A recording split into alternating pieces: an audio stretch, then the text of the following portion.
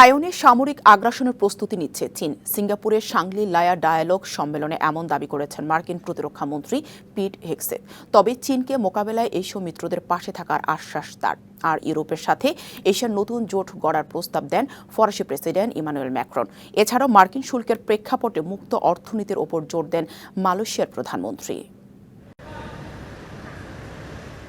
চীন যুক্তরাষ্ট্র দ্বন্দ্বের প্রভাবে ভূরাজনৈতিক উত্তেজনার মধ্যেই সিঙ্গাপুরে শুরু হলো এশিয়ার শীর্ষ প্রতিরক্ষা ও নিরাপত্তা সম্মেলন শাংরি-লা ডায়ালগের ২২তম আসর। চীন যুক্তরাষ্ট্র সহ বিশ্বের ৪০টিরও বেশি দেশের প্রতিরক্ষা মন্ত্রী ও উচ্চ পর্যায়ের প্রতিনিধি এতে অংশ নিচ্ছেন।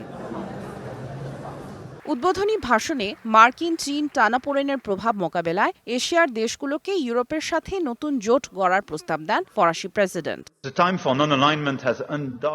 গাজা ও ইউক্রেনে দ্রুততম সময়ে যুদ্ধ বন্ধ করতে না পারলে গ্রহণযোগ্যতা হারাবে পশ্চিমা বিশ্ব। বেজিং ও ওয়াশিংটনের দ্বন্দ্বই বর্তমানে বিশ্বের জন্য বড় ঝুঁকি। নিরপেক্ষতার সময় আর নেই, এখন জোটবদ্ধ হয়ে কাজ করতে হবে। নগদ পেমেন্টে ৫০০ টাকা পর্যন্ত ক্যাশব্যাক আর লেনদেনে প্রতিদিন ডিপ ফ্রিজ এবং ঘন্টায় ঘন্টায় এসি টিভি সহ দারুণ সব গিফট। এরই মধ্যে শাংরি-লা সম্মেলনে মার্কিন প্রতিরক্ষা মন্ত্রী এক বিস্ফোরক দাবি করলেন। পিট হেগসেথের মতে ইন্দো প্যাসিফিকে ক্ষমতার ভারসাম্য নষ্ট করতে সামরিক অভিযান চালাতে যাচ্ছে বেইজিং। এছাড়া চীনকে রাশিয়ার চেয়েও ভয়াবহ হুমকি হিসেবে আখ্যা দেন।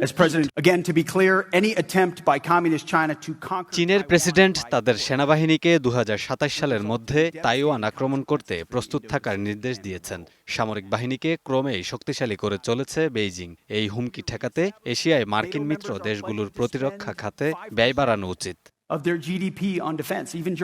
বলা হচ্ছে ইন্দো প্যাসিফিক অঞ্চলে চীনের ক্রমবর্ধমান প্রভাব মোকাবেলায় এশিয়ায় মার্কিন মিত্রদের নিয়ে ৩ দিনের এ সম্মেলন, যে কারণে অনুপস্থিত চীনের প্রতিরক্ষা মন্ত্রী। এমনকি বেইজিংয়ের উচ্চ পর্যায়ের কোনো কর্মকর্তাও অংশ নিচ্ছে না এতে।